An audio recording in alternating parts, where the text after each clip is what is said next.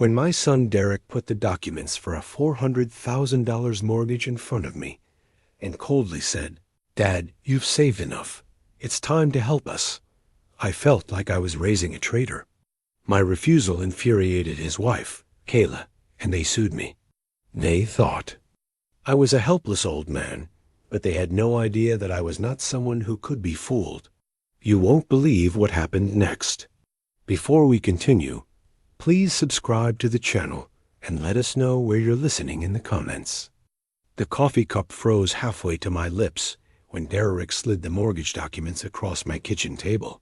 $400,000. The number stared up at me like a slap in the face. "Dad, you've saved enough," Derek said, his voice cold and matter-of-fact. "It's time to help us."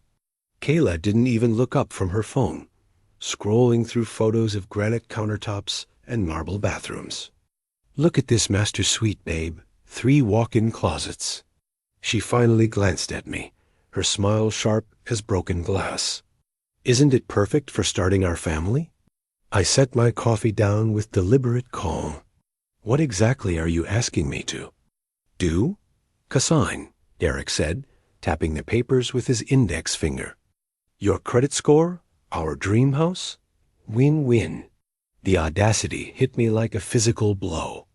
I'd raised this boy, taught him the value of a dollar earned through honest work.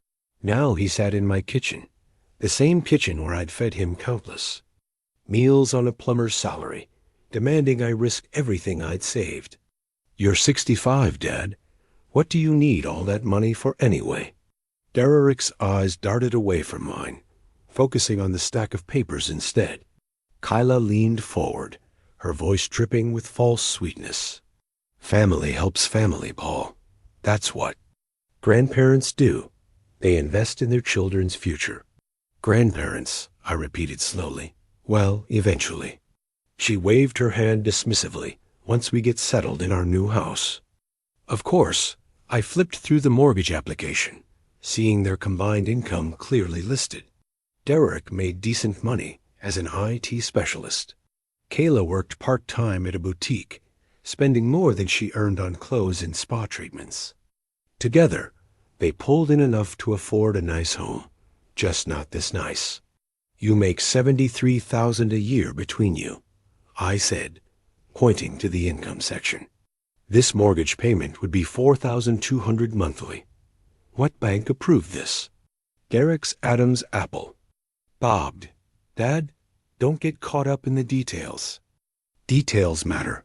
I slid the papers back across the table. "The answer is no." Silence stretched between us like a taut wire. Kayla's phone clattered onto the table. "Excuse me?" Her voice pitched higher, all pretense of sweetness gone. "No, I won't." "Cosign for a house you can't afford." Derek's face weened. "Are you serious right now? After everything we've done, what have you done?" The question came out sharper than I'd intended, but I was past caring about hurt feelings. Kayla stood up so fast her chair scraped against the linoleum. "We visit you. We include you in our lives. We actually care about having a relationship with you, unlike some people's kids. Visiting isn't currency, Kayla. Oh, so now we know where." We stand. Tears appeared in her eyes, the kind that came on command. "I should have known you'd choose money over your own son's happiness." Derek finally met my eyes, and what I saw there made my chest tighten. Resentment. Entitlement. The boy who used to help me fix neighbors' leaky faucets for free was gone, replaced by the stranger who saw me as nothing more than a bank account with legs. "Dad, you owe us this," he said quietly. Those 5 words hit harder than a punch. "I owe you all the sacrifices we've made." "What sacrifices?" Kayla grabbed her purse, her movements sharp and angry. "Come on, Derek. We're wasting our time." Here, Derek hesitated, looking between his wife and me. For a moment, I hoped some fragment of the son I'd raised might surface. Instead, he gathered the mortgage papers with shaking hands. "You'll regret this, Dad." Kayla paused at the door, turning back with venom in her eyes. Don't expect us to keep pretending we want you around when you obviously don't give a damn about our future. The door slammed hard enough to rattle the windows. I sat alone in my kitchen, staring at the spot where the papers had been. My coffee had gone cold, forming a thin skin on top. The house felt different somehow, smaller, emptier. I lost my son today, not to death or distance, but to greed and entitlement. Standing slowly, I walked to my study and pulled out a small notebook from the desk drawer. My phone was already ringing when I opened the notebook. Derek's name flashed on the screen. I let it ring through to voicemail, then watched as it immediately started again. On the fourth call, I answered, "What, Derek? What?" His voice cracked with disbelief. "That's all you have to say? Do you have any idea what you just did?" I could hear Kayla in the background, her voice a harsh whisper. "Tell him about the inspection deadline. Tell him we'll lose the house. Dad, we have 48 hours to secure financing or we lose our deposit. $25,000 down the drain because you're being selfish. I'm being realistic." Realistic? Derek's laugh was bitter. "You've got 6 figures sitting in retirement accounts you'll never spend. We're talking about our future here." The phone rustled, and Kayla's voice came through sharp and clear. "Paul, I'm sorry Derek's being so emotional. This is just really hard for us." Her tone had shifted to wounded and fragile. "We've dreamed about this house for months. We've planned our whole future around it. Then you should have planned better. I don't understand why you hate me so much." The fake tears were back in her voice. "I love your son. I want to give him the life he deserves on my dime. It's not like that. This is an investment in our family's future, your grandchildren's future." I wrote down the time and date, then started transcribing their words as they spoke. Grandchildren. That don't exist yet. Derek took the phone back. "Dad, listen to me. We'll pay you back with interest." "With what money? You can barely afford your current rent. Our salaries will increase." "Will they? Is that guaranteed?" Silence stretched for several seconds. Then Kayla grabbed the phone again. "You know what, Paul? I'm done being nice. Derek's too good to say this, but I'm not. You're a selfish old man who's going to die alone with all that money you're hoarding. Don't expect us to come running when you need us." The line went dead. I wrote down her exact words, then checked my voicemail. 3 messages, each more desperate than the last. I transcribed those too, noting the timestamps. My phone buzzed with a text from Derek. "Dad, please reconsider. This house means everything to us." 2 minutes later, "Another will do anything, please." Then Kayla from her own phone. "Paul, I said things I didn't mean. I was just upset. Can we start over?" Derek's crying. "You're breaking your son's heart. Fine. Be that way. But don't come crying to us when you realize what you've lost." I screenshot each message, creating a digital folder on my computer labeled evidence. My phone rang again. This time, my sister Linda. "Paul, what's going on?" "Derek just called me sobbing, saying you refused to help them buy a house." "That's right. Well, why? They're young. They need help getting started." "Linda, did he tell you? It's a $400,000 house?" Pause. "He said it was their dream home."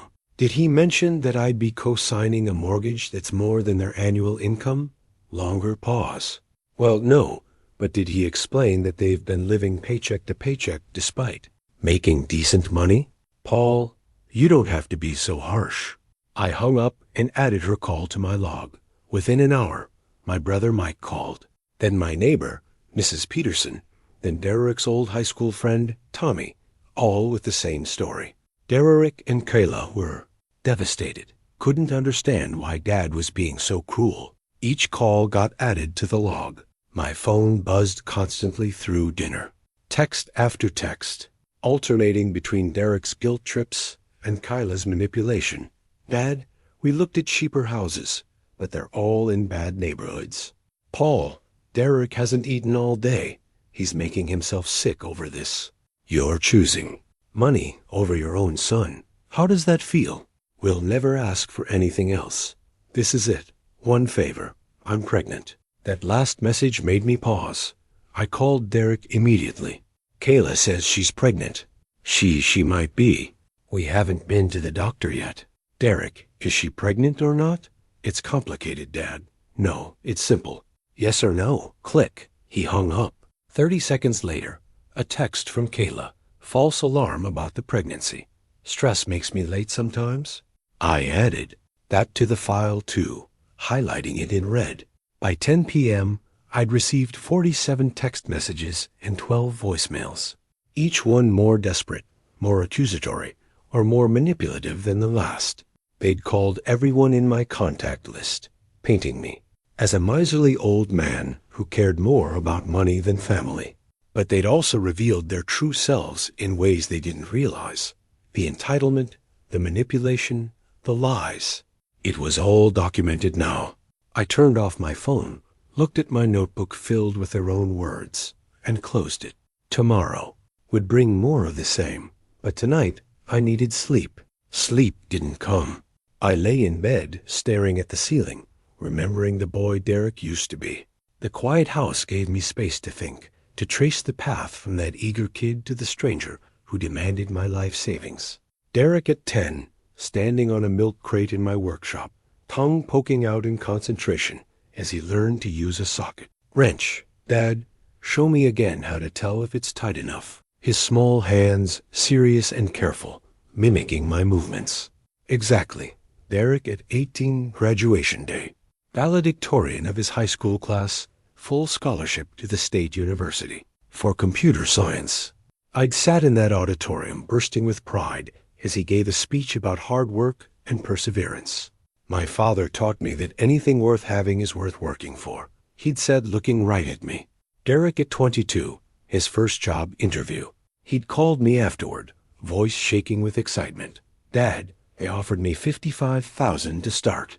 Can you believe it? I'm actually going to make more than you ever did. No malice in those words, just joy and amazement. Back then, he'd understood the value of a dollar earned. The change started slowly after he met Kayla at a work conference in Chicago. She was everything Derek wasn't. Confident, flashy, demanding. Within months, he was driving a leased BMW he couldn't afford, wearing expensive clothes, dining at restaurants. That cost more than I'd spend on groceries in a month. Dad, you've got to live a little, he'd said when I'd expressed concern about his spending. Life's too short to pinch pennies forever. But it wasn't living. It was performing. Kayla had expensive tastes and expected Derek to keep up. When his salary couldn't stretch to cover her expectations, the request started. Dad, I need help with rent this month. Just $500.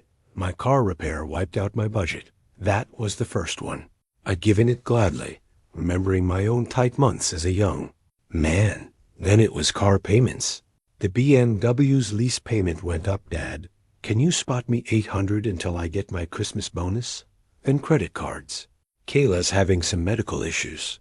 The insurance doesn't cover everything. Just $2,000 to get us through. Each time I'd helped. Each time Derek promised it was temporary. Each time Kayla had a story. Unexpected expenses. Derek's job not paying enough. Temporary setbacks that somehow became permanent patterns. I'd tried giving advice instead of money. Son, maybe you should look at a cheaper apartment. Derek's response had been immediate irritation. Dad, I don't need lectures. I need help. Have you considered budgeting classes? I'd suggested once. Kyla had laughed, actually laughed, and said, Paul, we're not living in the 1950s. People our age don't sit around counting pennies. But the pennies mattered. I'd learned that lesson the hard way, working 60-hour weeks for 30 years, fixing other people's pipes and water heaters, saving every dollar I could. I'd wanted Derek to understand that money represented time, my labor, my life.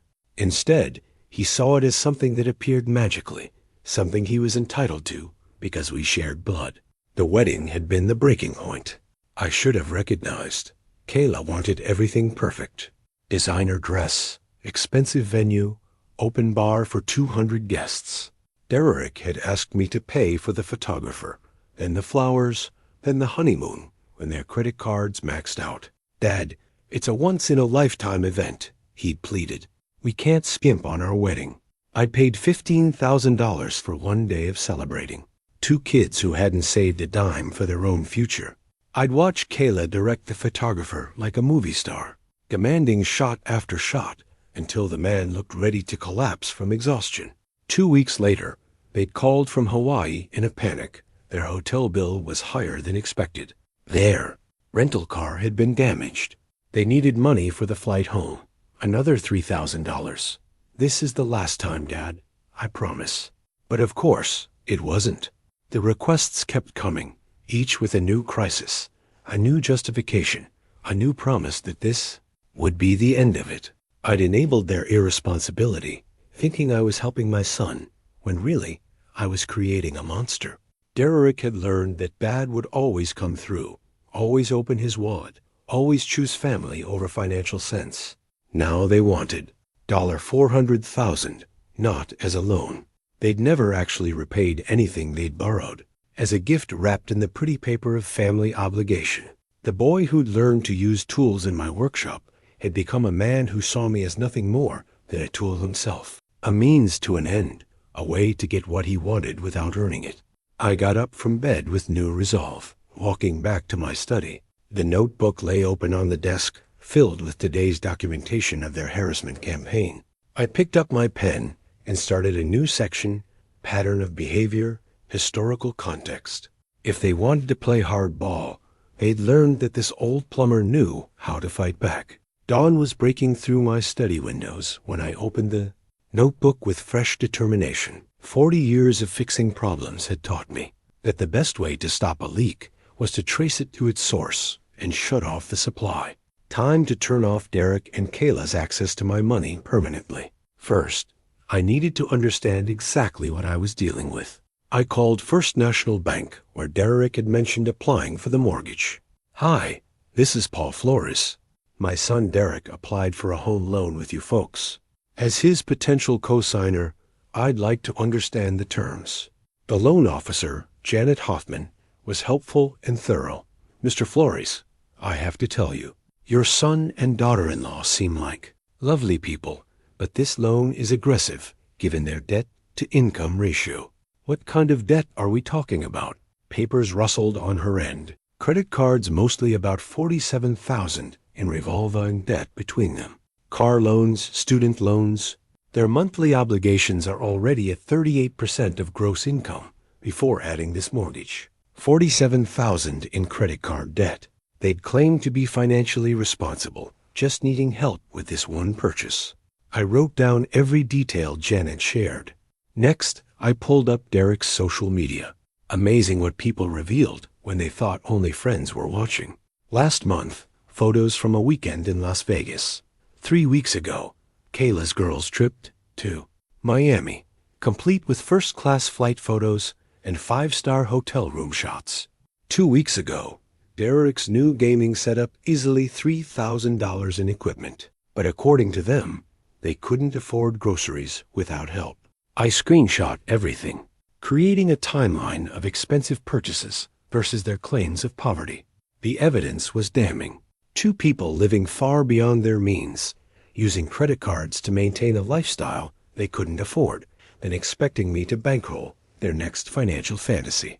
At 10 a.m., I called Morrison & Associates, the law firm that had handled my estate planning.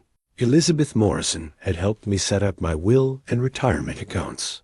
She knew exactly what I had to protect. Paul, good to hear from you. What can I do for you? I explained the situation carefully, leaving out the emotional details and focusing on facts. Elizabeth listened without interruption, occasionally asking clarifying questions about Derek's demands and threats. Let me make sure I understand, she said when I finished. Your son and his wife want you to co-sign a mortgage that would obligate you for $400,000, despite their existing debt and inability to afford the payments alone. That's correct. And when you refuse, they began a campaign of harassment and manipulation, claiming you owe them this assistance. Right. Again, Paul, you need to document everything. Every call, every text, every conversation. If this escalates, legally, you'll need proof of their behavior, Already started. I flipped through my notebook. I've got yesterday's conversations transcribed, screenshots of text messages, a record of everyone they called to pressure me. Excellent. Now, here's what you need to know about your legal position. Elizabeth explained that oral promises meant nothing without proof, that children had no legal claim to their parents' money, and that co-signing a loan made me fully responsible for the debt if Derek defaulted. The most important thing is to get them to admit their true motivations on record. If they're claiming this is about family obligation rather than business, let them say so. If they're threatening to cut off contact unless you pay, document that too. How do I get them on record? Minnesota is a one-party consent state for recording. As long as you're part of the conversation, you can record without telling them. I set up a recording app on my phone before my next conversation with Derek. He called at noon, right on schedule. Dad, I've been thinking about yesterday. I was upset, said things wrong. I hit record. What things? Well, when I said you owed US, that came out wrong. I meant that family helps family, so you don't think I owe you anything? Well, Dad, you've got all this money just sitting there. We're your only family. Who else is it going to go to? Maybe charity. Sharp intake of breath. Charity. You'd give our inheritance to strangers. Your inheritance. I kept my voice calm. Derek, I'm very much alive. That's not what I meant. Kayla's voice in the background. Tell him about the house. We need an answer. Today. Dad, we need to know by 5:00 p.m. The sellers won't wait. Then you should find financing you can actually afford. We can afford it. We just need you to co-sign because my credit score took a hit when Kayla was out of work last year. When was he out of work? Pause. It was a few months. Look, that's not the point. What's the point, Derek? The point is that parents help their children. That's what families do by risking their financial security. You won't be risking anything. We'll make every payment. With what money? Janet Hoffman says, you're already carrying $47,000 in credit card debt. Dead silence. Then Kayla's voice clearer now. He called the bank. I told you he would. Dad, you're investigating us? Your own son? I'm protecting myself from a bad financial decision. This is unbelievable. I'm your son. Yes, you are. And I raised you better than this. The call ended with Derek hanging up on me. I stopped the recording and saved it to my evidence file, labeling it. Derek admits expectation of inheritance confirms credit issues. My phone buzzed with a text from Kayla. We know what you're doing, Paul. You won't get away with this. I screenshot that too, then typed back. Get away with what? Protecting my retirement savings? Her response came immediately. Stealing our future. Derek deserves that money more than some random charity. Screenshot. Another piece of evidence showing their true motivation. By evening, I had 18 recorded conversations, 43 text messages, and a comprehensive financial profile of Derek and Kayla's situation. They weren't just financially irresponsible. They were delusional about money, believing they deserved anything. They wanted simply because they wanted it. I sat in my study, reviewing the growing file of evidence, feeling something I hadn't felt since yesterday morning. Control, they thought. I was a confused old man who could be bullied into submission. My phone buzzed with another demanding text from Kayla, but this time I smiled as I screenshot it. Another piece of evidence for the growing pile. The real battle was just beginning. My phone rang at 7 a.m. sharp. Margaret's name on the screen made my stomach tighten. My sister never called this early unless something was wrong. Paul, I hope I'm not waking you. Her voice carried that careful tone she used when discussing family problems. I heard it during Dad's final illness, during Mom's funeral arrangements, during my divorce 20 years ago. I'm up. What's going on, Maggie? Well, I got a call from Derek last night. He was very upset. I sat down hard in my kitchen chair. I'll bet he was. He says you refused to help them buy a house, that you have all this money sitting around and won't lift a finger for your own son. She paused. Paul, that doesn't sound like you. Did he mention it was a $400,000 house, or that he wanted me to co-sign for a mortgage they can't afford? Silence stretched between us. When Margaret spoke again, her voice was smaller. He said it was their dream home, that you could easily afford to help, but chose not to. Margaret, they make good money. They've just spent every penny on expensive toys and trips. Now they want me to risk my retirement so they can keep living beyond their means. But Paul, he's your son. Yes, he is. And I raised him to be responsible. Apparently, that didn't stick. After we hung up, I knew it was just the beginning. By noon, I'd gotten calls from my brother Mike, my cousin Janet, and 3 family friends, all with the same story. Derek and Kayla were devastated. Couldn't understand why I was being so heartless, but it was social media where they really went to work. I didn't have Facebook, but my neighbor, Mrs. Chun, showed me Kayla's post when I ran into her at the mailbox.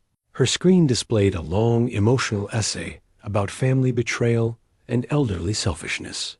Kayla had written about their struggling young family being abandoned by Derek's wealthy father, who refuses to share his blessings. The comments were brutal. People I'd known for decades calling me greedy and heartless. Some parents forget what family means. Money can't buy you love, but apparently it can buy you isolation. Mrs. Chun looked uncomfortable. Paul, I don't understand. What's happening? They want me to consign a mortgage I can't afford to help them pay. Her confusion was genuine. But Derek drives that nice BMW. Didn't they just get back from Hawaii? That afternoon, I went to Murphy's Hardware for light bulbs. Tom Murphy, who'd been cutting me deals for 15 years, barely looked up when I walked in. The usual friendly chat was replaced by cold efficiency. At the grocery store, Linda, the cashier, who always asked about Derek and his beautiful wife, rang up my items without a single word. When I tried to make conversation, she gave me a look that could freeze water. The whispers followed me everywhere. Coffee shop conversations that stopped when I approached. Former friends who suddenly found their shoes fascinating when we passed. On the sidewalk, the whole town was hearing one side of the story, and that side painted me as a miserly old man hoarding wealth while his desperate children suffered. My phone buzzed constantly with screenshots from well-meaning relatives. Derek had shared a photo of himself, looking haggarded and defeated with the caption, "When your own father chooses money over family." Caleb posted pictures of modest apartments with comments about having to settle for less because some people value dollars over their own blood. But they made a critical error. Their story was too perfect, too coordinated. I started documenting everything. Screenshots saved, posts, recorded voicemails from confused family members. Each piece of evidence showed the same pattern, emotional manipulation designed to pressure me into submission. When Derek's high school friend Tommy called to lecture me about family loyalty, I asked him a simple question. Tommy, do you think it's reasonable for a parent to risk their entire retirement to co-sign a mortgage their child can't afford? Long pause. Well, when you put it like that, that's exactly what Derek asked me to do. $400,000 for a house he can't make payments on? But Derek said you had plenty of money. I have enough for my retirement, not enough to bail out someone else's poor decisions. By evening, my documentation folder had grown substantially. Every social media post, every guilt-tripping message, every manipulative photo showed a clear pattern of calculated emotional warfare. I was sitting at my computer, organizing the evidence when the certified letter arrived. The return address made my blood run cold. Brennan Walsh and Associates, attorneys at law. I signed for the envelope with steady hands, but my heart was hammering. As I walked back to my kitchen table, the letter lay unopened in front of me while I researched the law firm on my computer. Brennan Walsh and Associates specialized in elder financial rights and family financial disputes. Their website featured testimonials from children who'd successfully sued elderly parents for promised financial support. My stomach dropped. Derek and Kayla hadn't chosen this firm randomly. They'd found lawyers who specialized in exactly what they were planning to do to me. I opened the letter with deliberate care. The formal language couldn't disguise the threat. Demand for meeting regarding financial obligations and family support commitments. They wanted me to come to their office to resolve this matter amicably, before formal proceedings become necessary. I set the letter aside and opened my laptop. Time to understand exactly what I was dealing with. First stop, Derek's social media profiles. Amazing what people revealed when they thought only friends were watching. I scrolled through months of posts taking screenshots of everything. Derek's gaming setup upgrade in February. Easily $4,000. Kayla's spa weekend in March. First-class flights and 5-star resort photos. Their Valentine's Day dinner at the most expensive restaurant in Minneapolis, complete with champagne and photos of $100 steaks. But 3 weeks ago, Derek had posted about struggling to make ends meet and hoping family will help us get ahead. Next, I called their apartment complex. Hi, this is Paul Flores. My son Derek is a tenant in Unit 247. I'm thinking of helping him with his rent, but I want to understand his payment history. The manager, probably thinking I was a generous father, was helpful. Mr. Flores has been late on rent 4 times this year. Currently 2 months behind, but we're working with them. 2 months behind on rent, but they've taken a weekend trip to Las Vegas just last month. Their spending priorities were crystal clear. I dug deeper into public records. Derek's car lease payments were $847 monthly for a BMW he didn't need. Kayla's credit card statements, visible through their shared financial planning app they'd foolishly made public, showed monthly charges at high-end boutiques, expensive restaurants, premium gym memberships. Their combined income was $73,000 annually. Their visible spending exceeded $85,000. They were living on credit, hoping I'd bail them out when it all collapsed. But the most revealing discovery came from Derek's college friend, Mike, who called me directly. Mr. Flores, Mike Peterson. I knew Derek in school. Listen, I feel weird about this, but Derek hit me up for money last month. Said his dad was being unreasonable about helping with bills. How much did he ask for? $3,000. Same story. Temporary setback. Would pay me back soon. But Mr. Flores, this is the 3rd time in 2 years. I wrote down every detail. Derek and Kayla weren't just targeting me. They were working everyone they knew, spreading the same lies, playing the same victim card. By evening, I had a comprehensive picture of their financial manipulation. They had borrowed money from at least 6 people in the past year, always with sob stories about temporary hardship, never paying anyone back. They'd maxed out credit cards, maintaining a lifestyle they couldn't afford, then expected others to fund their irresponsibility. I called Elizabeth Morris and update her on the situation. Paul, this is worse than family pressure. They're preparing to sue you. For what? I never promised them anything. They'll claim you made oral agreements to help with major purchases in Minnesota. That could theoretically be enforceable if they can prove it, but I didn't promise anything.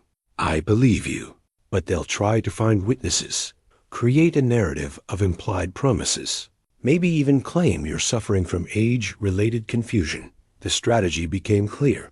Attack my credibility. Claim I'd made promises I couldn't remember. Paint me as a confused elderly man who'd gone back on his word. The elder financial abuse specialist would know exactly how to frame their case. What do? Document everything? Record every conversation legally. Get witnesses to your actual statements. And Paul, start thinking about this as war. They're not interested in family reconciliation anymore. I hung up and stared at my growing evidence file. Dozens of screenshots, recorded conversations, financial records, witness statements from people they'd tried to manipulate. They wanted to play legal hardball with a man who'd spent 40 years solving problems methodically. They had no idea what they'd started. My phone rang. Derek's name flashed on the screen. I hit record and answered, "Hello, son? Dad, we need to talk. Can you come to the law office tomorrow at 2? We can work this out." What exactly are we working out? The money you owe us. The promises you made about helping family. What promises, Derek? Don't play games, Dad. You know what you said. No, I don't. Tell me exactly what I promised and when. Silence. Then Kayla's voice in the background. He's trying to trick you. Don't answer that. Derek's voice returned shakier now. Just come to the meeting, Dad. 2 o'clock tomorrow. I'll be there. After I hung up, I saved the recording and added it to my evidence folder. Derek couldn't specify a single promise because no promises had ever been made. The next morning brought another certified letter. This one wasn't a request for a meeting. The envelope felt heavier than it should have. I sat at my kitchen table, the same spot where Derek had first made his demands 3 weeks ago, and carefully opened the certified mail. Complained for damages. Derek Flores and Kyla Flores versus Paul Flores. Amount demanded $400,000, plus costs and attorney fees. My hand stayed steady as I read each accusation, but my anger grew with every word. They were claiming I'd made repeated oral promises to help with their major purchases, that I'd created reasonable expectations of financial support through my words and actions, that my sudden refusal constituted breach of contract and had caused them severe emotional and financial distress.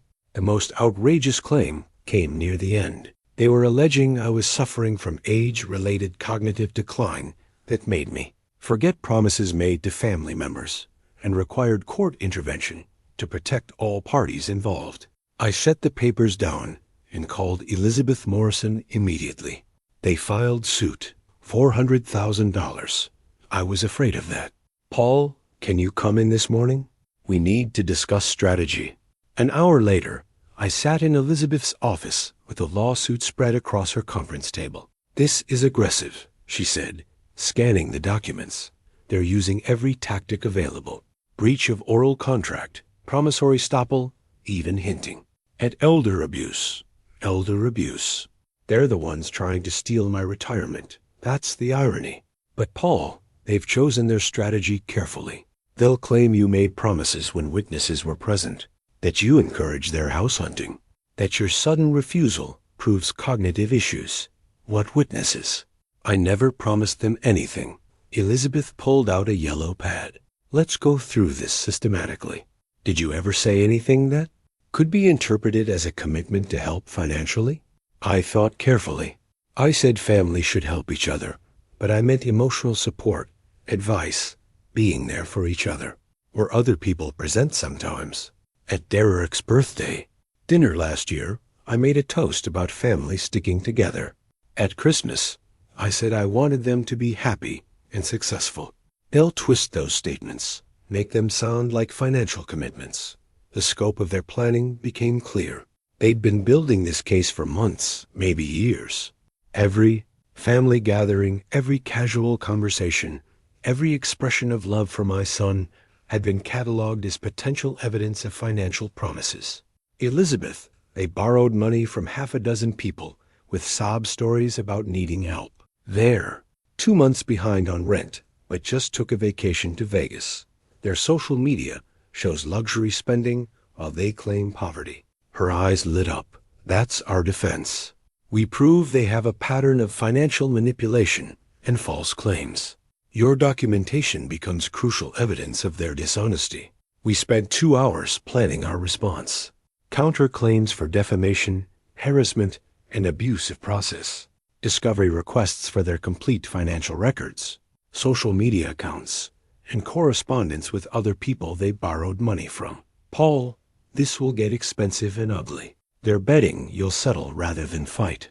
I thought about the boy Derek used to be helping me in the workshop, proud of honest work. Then I thought about the entitled stranger who demanded my life savings and was now trying to steal it through the courts. I'm not settling. I want everyone to know exactly what kind of people they are. Then we fight completely. Full discovery, character witnesses, financial analysis. We expose their pattern of manipulation and prove no promises were ever made. I signed the papers to formally respond and file counterclaims. The legal fees would be substantial, but my integrity was worth more than money. Elizabeth, I want to make sure the truth comes out publicly. I want their friends, family, everyone to see the evidence of what they've done. We'll file everything in public court records. Their financial irresponsibility, their lies, their attempts to manipulate you. It will all be documented. As I handed the signed papers back to her, I felt something I hadn't experienced since this nightmare began. Complete clarity about the fight ahead. They thought they could terrorize an old man into submission. They had no idea they just declared war on someone who'd spent a lifetime solving problems methodically, completely, and permanently. The gloves were coming off. Leaving Elizabeth's office, I drove to Murphy's Diner, where I'd been having coffee for 20 years. Time to face the community, with my head held high and the truth in my hands. Sarah, the waitress who'd been cold to me recently, seemed uncertain when I walked in.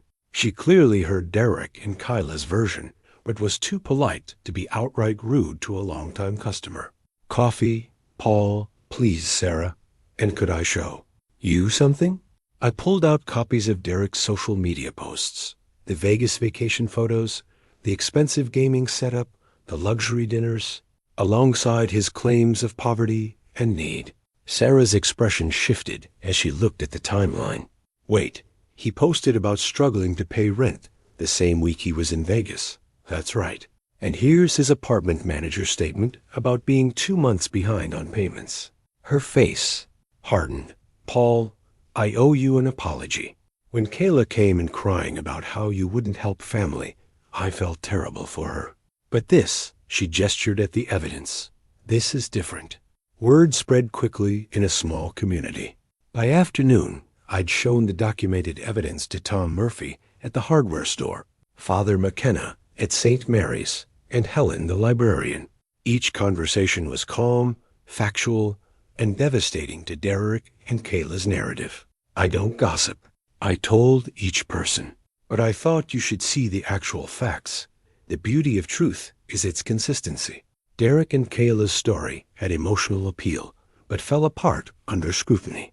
My evidence told a clear, documented story that aligned with what people were beginning to notice themselves. Mrs. Chun stopped me at the mailbox that evening. Paul, I've been thinking about what we discussed. Derek drives a nicer car than my husband, and we're both still working. How exactly are they struggling? That's a good question, Dorothy. Maybe you should ask Kayla next time she posts about their poverty on Facebook. The social media backfire was spectacular. Kyla's emotional posts about family betrayal had initially gained sympathy, but people started fact-checking. Comments began appearing under her poverty claims. Weren't you just in Miami last month? That's a nice BMW Derek drives for someone who can't afford a house. Paul Flores has been nothing but generous to this community. Something doesn't add. Up here, Kayla tried doubling down with increasingly dramatic posts about elderly selfishness and broken promises. But her over-the-top victim narrative began working against her. People recognized manipulation when they saw it clearly. The grocery store provided the most satisfying validation. Linda, the cashier, who had been giving me the cold shoulder, pulled me aside during checkout. Mr. Flores, I feel terrible about how I treated you. But after seeing those Facebook posts side by side with Derek's vacation photos, well, I have eyes. No harm done, Linda. People were given incomplete information. My daughter pointed out that Derek's gaming computer costs more than I make in 2 months, and he's claiming he can't afford groceries. The isolation Derek and Kyla had tried to impose on me was reversing rapidly. Former supporters started distancing themselves, asking uncomfortable questions about the discrepancies between their claims and their lifestyle. I ran into Derek's former boss at the gas station.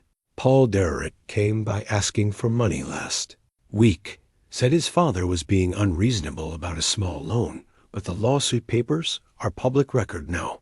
$400,000 isn't exactly small. No, it isn't. Makes a man wonder what else wasn't exactly truthful in that conversation. The beauty of my approach was its restraint. I never attacked Derek and Caleb personally, never called them liars or thieves. I simply presented documented facts and let people draw their own conclusions. The evidence spoke louder than any emotional appeal. By the end of the week, the shift in community opinion was dramatic. People who'd initially sympathized with the struggling young couple were now questioning everything they've been told. Derek and Kayla's support network wasn't just eroding. It was actively turning against them. My phone rang at 8 p.m. Derek's name on the screen, but his voice was shaky when I answered. Dad, can we meet somewhere private? Just the two of us. The confidence was gone. The entitled demands had been replaced by something that sounded almost like fear. What did you have in mind? Maybe coffee corner tomorrow morning, 10 o'clock. I think we need to work something out. I smiled, knowing he couldn't see it. The lawsuit had been filed. The community had seen the evidence, and their house of lies was collapsing around them. I'll be there, Derek. The boy who thought he could intimidate his father with lawyers and social pressure was about to learn that truth has a way of winning. In the end, Derek's voice barely sounded like my son anymore. The confident entitlement had cracked, replaced by something that sounded dangerously close to panic. Coffee. Corner, Dad. 10 a.m., please. I sat in my study, noting how he dropped the demands and threats. I'll be there, Derek. But when I arrived at the small cafe the next morning, Derek was nowhere to be seen. Instead, he'd chosen Riverside Park, the same place I'd taught him to ride a bike 25 years ago. He sat hunched on a bench, looking older than his 35 years. Dad, he stood up quickly, nervously. Thanks for coming. The expensive clothes were still there, but they couldn't hide the stress lines around his eyes, or the way his hands shook slightly when he gestured. This wasn't the arrogant young man who demanded my retirement savings 3 weeks ago. You look tired, Derek. Yeah, well, he laughed, but there was no humor in it. Things have been complicated lately. We sat on opposite ends of the bench where I'd once pushed him on swings. The irony wasn't lost on me. Dad, I think this whole thing has gotten out of hand. I waited, let him talk. The lawsuit, the lawyers, all this drama. Maybe we can work something out. You know, just between us. What kind of workout? Derek's Adam's apple bobbed. If we drop the lawsuit, maybe you could help us with something smaller. Not the whole house, but maybe a down payment. 20, 30,000. The negotiation tactics were pathetic. Start high, get rejected, come back with a smaller demand, and hope it seems reasonable by comparison. Derek, where's Kayla? His face tightened. She didn't want me to meet with you. Sighed. It showed weakness. What do you think? I think I'm drowning, Dad. The words came out strangled. Our credit cards are maxed. The car payment's 3 months behind. The legal fees alone are killing us. I pulled out my phone and hit record. Tell me about your financial situation, son. Why are you? He stopped seeing the phone. Are you recording me? Yes, for my protection. Derek stared at the device, then seemed to deflate completely. We owe $47,000 on credit cards. The BMW lease is $1,200 a month. I lied about the payment. Kyla's spending it's out of control, but I can't seem to stop her. The admissions poured out like water from a broken pipe. The Vegas trip had cost $8,000 they didn't have. Kyla's shopping addiction had emptied their savings twice in the past year. They'd borrowed money from 6 different people with lies about temporary hardships. We never thought you'd fight the lawsuit, Derek said, his voice hollow. Our lawyer said most elderly people settle rather than go through the stress of court. Your lawyer was wrong, Dad. The discovery process. They want our complete financial records, social media accounts, everything. When people see what we actually spend versus what we claimed, he buried his face in his hands. We're going to be completely exposed. The boy who'd once helped me fix leaky faucets was admitting to systematic fraud and manipulation. I felt something cold settle in my chest. Not anger anymore, but a kind of clinical detachment. Derek, did you really think I'd made promises to pay for your house? Long pause. Kyla said you did. She said when you talked about family helping family, you were making commitments. And what do you think now? I think he looked up at me with red-rimmed eyes. I think I've been an idiot. I think I let my wife convince me to destroy my relationship with my father for money we never deserved. The admission should have moved me a month ago. It might have. Now it just sounded like another manipulation attempt. What do you want from me, Derek? I want to take it all back. The lawsuit, the things we said about you, the whole mess. Can we just forget this ever happened? I stood up from the bench looking down at my son. No, Derek, we can't. But Dad, the lawsuit changed everything. You accused me in court documents of cognitive decline, breach of contract, elder abuse. You tried to steal my retirement savings through legal fraud. His face crumpled. I was desperate. So was I, Derek. Desperate to understand how I raised a son who could do this to his own father. I walked away, leaving him on the bench, where I'd once taught him to be honest, to work hard, to treat people with respect. All lessons he'd apparently forgotten. Driving home, I felt empty rather than victorious. The scared young man in the park bore little resemblance to the confident boy I'd raised. But it wasn't my job to rescue him from consequences he'd earned. Pulling into my driveway, I noticed a familiar car parked across the street. Kayla sat behind the wheel, watching my house with the intensity of a predator. Our eyes met through. Her windshield and the hatred in her stare was pure and undiluted. I went inside and called Elizabeth Morrison to report the surveillance. 2 days after Kayla's surveillance, I received the court notice. The hearing was set for Thursday morning, Judge Patricia Henley presiding. I spent Monday organizing my evidence files one final time. Every screenshot, every recorded conversation, every piece of financial documentation was labeled, indexed, and ready for presentation. Elizabeth had been amazed by the thoroughness of my preparation. Paul, in 30 years of practice, I've never seen a plaintiff with better documentation. They walked into a trap of their own making. Thursday morning arrived gray and cold, matching the seriousness of what lay ahead. I dressed in my best suit, the one I'd worn to Derek's college graduation, and arrived at the courthouse 30 minutes early. Derek and Kayla were already there, huddled with their attorney near the metal detectors. Kayla wore an expensive black dress that probably cost more than some people made in a week. Derek's suit looked new and tailored. They were still playing the part of successful young professionals, even as their financial world collapsed around them. Their lawyer, James Brennan, was a slick-looking man in his 40s, with perfectly styled hair and an expensive briefcase. He'd built his reputation on these family financial disputes, convincing elderly parents to settle rather than face public embarrassment. He was about to learn that not all elderly parents were easily intimidated. Mr. Flores. Judge Henley called the courtroom to order with crisp efficiency. She was a stern woman in her 50s, known for having little patience with frivolous lawsuits. Brennan stood to present Dirk and Kayla's case. His voice was smooth, practiced, designed to evoke sympathy for his young clients who'd been betrayed by broken family promises. Your Honor, my clients have documented evidence of repeated verbal commitments from the defendant to assist with major family purchases.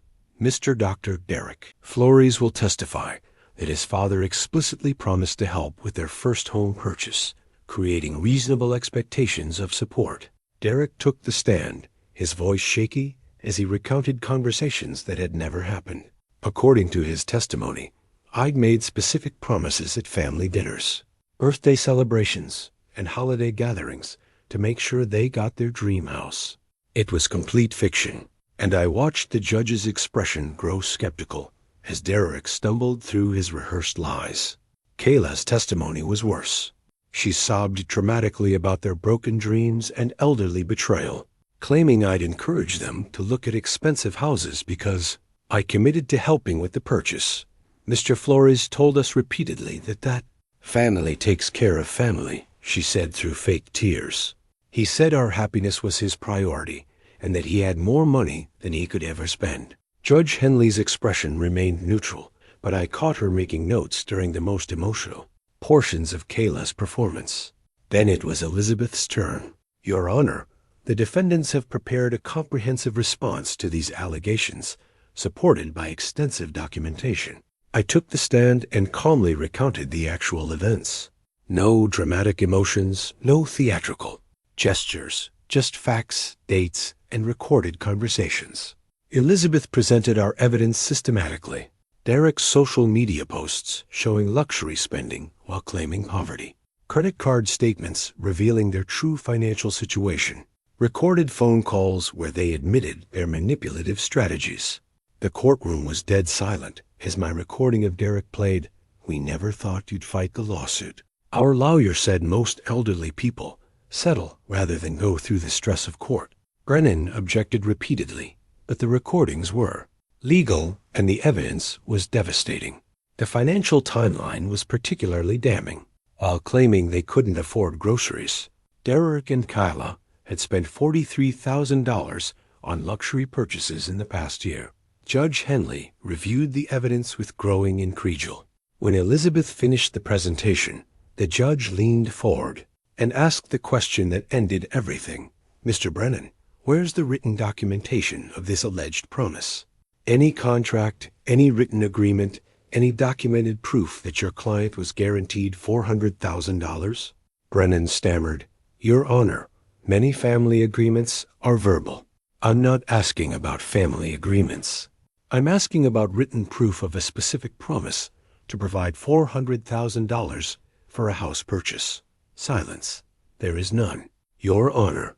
Judge Henley's expression hardened. "So, you're asking this court to order an elderly man to pay $400,000 based entirely on the testimony of two people who, according to the evidence presented, have systematically lied about their financial situation, manipulated family members, and attempted to defraud their own father." The courtroom was electric with tension. Derek and Kayla looked like deer caught in headlights. "Your Honor, I request a brief recess to consult with my clients." Granted, 15 minutes. As the judge left the bench, Elizabeth leaned over to whisper, "In my ear, we've won, Paul, completely." But I wasn't watching my lawyer's celebration. I was watching Derek's complete breakdown as reality finally hit him. Judge Henley returned to the bench with an expression that could have frozen fire. Derek and Kayla sat rigid in their seats, their expensive clothes now seeming like costumes in a play that had gone horribly wrong. "I've reviewed all evidence presented in this case," Judge Henley began, her voice carrying the weight of final judgment. "This court finds the plaintiff's claims to be not only without merit, but actively fraudulent." Carrick's face went white. Kayla gripped the table so hard, her knuckles showed through her skin. "The evidence presented by the defendant demonstrates a clear pattern of financial manipulation, deliberate misrepresentation, and attempted fraud. The plaintiffs have provided no credible evidence of any promise, written or verbal, to provide $400,000 for a home purchase." The judge's voice grew sharper. "Furthermore, the evidence shows that the plaintiffs maintained expensive lifestyles while claiming poverty, borrowed money from multiple sources under false pretenses, and systematically attempted to manipulate elderly family members for financial gain." I sat perfectly still, feeling a deep satisfaction as justice unfolded exactly as it should. The plaintiff's lawsuit is dismissed with prejudice. The defendant's counterclaims for defamation, harassment, and abuse of process are granted in full. Brennan tried to speak. "Your Honor, if we could, I'm not finished, Counselor." Judge Henley's tone could have cut steel. "The court awards the defendant full reimbursement of legal fees in the amount of $28,300, plus court costs and punitive damages of $15,000 for the emotional distress caused by this frivolous action." Derek made a choking sound. $43,000 they didn't have on top of their existing legal fees. Additionally, the judge continued, "This court is referring this case to the state attorney's office for investigation of potential perjury charges. Lying under oath is a felony, and this court does not tolerate fraud." Kayla burst into tears. Real ones this time, not the manufactured emotion she displayed earlier. Derek sat motionless, staring straight ahead like a man watching his life collapse in real time. Finally, the court issues a restraining order prohibiting the plaintiffs from contacting the defendant directly or through third parties, from approaching his residence, and from making any further public statements about this matter. Judge Henley looked directly at Derek and Kyla. "You attempted to use this court system to steal from your own family member. You have disgraced yourselves, wasted taxpayer resources, and committed perjury in my courtroom. I hope the consequences serve as a lesson about the difference between legal action and legalized theft. The gavel came down with finality. In the hallway outside the courtroom, reporters had gathered. Word of the dramatic case had spread through the community. Derek and Kayla hurried past them with their heads down, but several people I recognized from town were waiting to talk to me. "Mr. Flores, how do you feel about the verdict?" asked Jenny from the local newspaper. I thought carefully before answering. I feel that justice was served today. Family relationships should be built on love and respect, not financial manipulation. I hope this sends a message that elderly people won't be intimidated by threats or lawsuits from people who want something for nothing. Mrs. Peterson from down the street approached me with tears in her eyes. "Paul, I'm so sorry. I believe they're lies. I should have known better." "No harm done, Ellen. People were given incomplete information." Derek appeared suddenly beside me, his face desperate. "Dad, please can we talk? I know I made mistakes." I looked at my son, a stranger wearing Derek's face, and felt nothing but tired sadness. "You heard the judge, Derek. There's a restraining order. Don't violate it." I walked past him without another word, Elizabeth at my side, and stepped into the bright sunshine outside the courthouse. Behind me, I could hear Kayla's voice rising in fury. "This isn't over. We'll appeal." Will Brennan's sharp response cut her off. "You'll do nothing. You're lucky you're not being arrested right now." I drove home slowly, taking the long route past the house Derek and Kayla could no longer afford. A bright red for sale sign had appeared in the front yard, probably posted that morning after the hearing. I didn't slow down, but I allowed myself a small smile. Justice served. My driveway had never felt more welcoming. I sat in my car for several minutes watching my house, my sanctuary that Derek and Kayla had tried to take from me through legal theft. The afternoon sun made the windows glow golden, and everything felt peaceful in a way it hadn't for months. My phone buzzed constantly with congratulatory messages. The courthouse victory had spread through Mono faster than news of a lottery winner. Sarah from the diner. "Paul, so proud of how you handled this. Takes real courage to stand up for what's right." Tom Murphy, Coffees on the House for Life. "You showed this town what integrity looks like." Father McKenna, "Justice served with dignity. Your parents would be proud." By evening, I'd received over 40 messages from friends, neighbors, and even strangers who'd heard about the case. The community that Derek and Kayla had briefly turned against me was now firmly in my corner, and they were angry at being manipulated. Mrs. Chun stopped by with a casserole. "Paul, I felt so foolish for believing their story, but watching you handle this with such class, you're an inspiration." The long-term consequences for Derek and Kayla became clear over the following weeks. Their house went into foreclosure within days of the court judgment. The BMW was repossessed. Their social media accounts disappeared entirely, probably to avoid the comments from people who now knew the truth. Through mutual acquaintances, I learned they'd moved in with Kayla's parents in North Dakota. Completely humiliated and financially destroyed, Derek had lost his job. His employer didn't appreciate the negative publicity from the perjury investigation. The legal fees, court-ordered damages, and complete destruction of their credit meant they'd be recovering from this disaster for years. They'd gambled everything on intimidating an old man and lost spectacularly. Did I feel guilty about Derek's consequences? Not for a moment. Every misfortune that befell them was the direct result of choices they'd made. I hadn't destroyed their finances. I'd simply refused to bail them out of their own irresponsibility. The broader lessons of the experience settled into my consciousness like sediment after a storm. Truth really does triumph over manipulation, but only if you're willing to fight for it.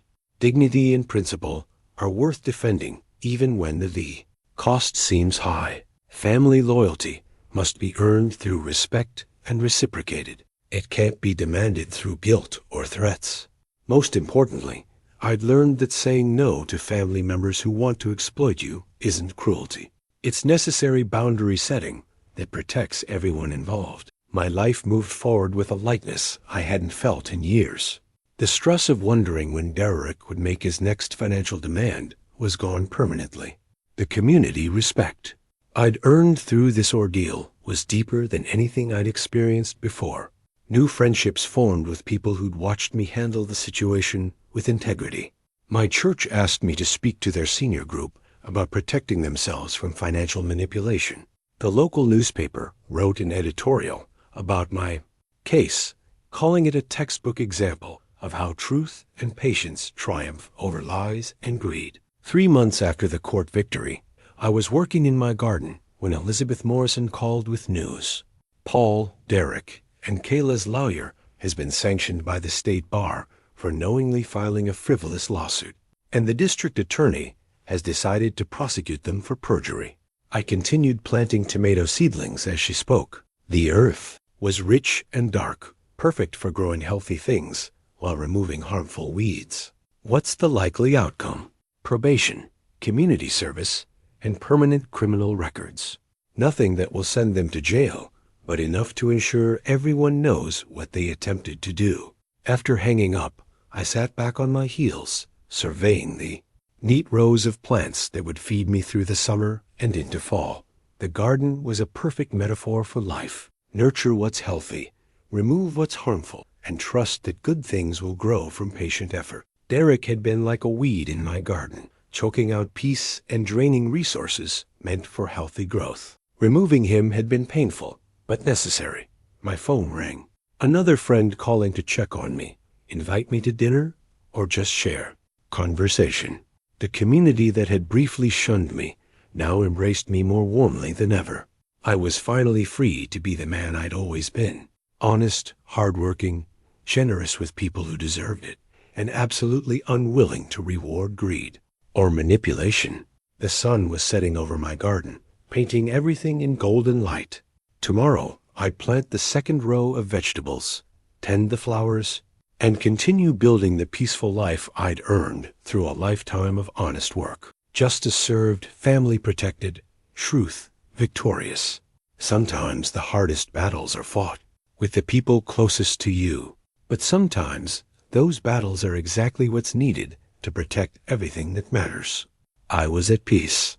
If you like the story, please like this video, subscribe to the channel, and share your impressions of this story in the comments. To listen to the next story, click on the box on the left. Thank you for watching.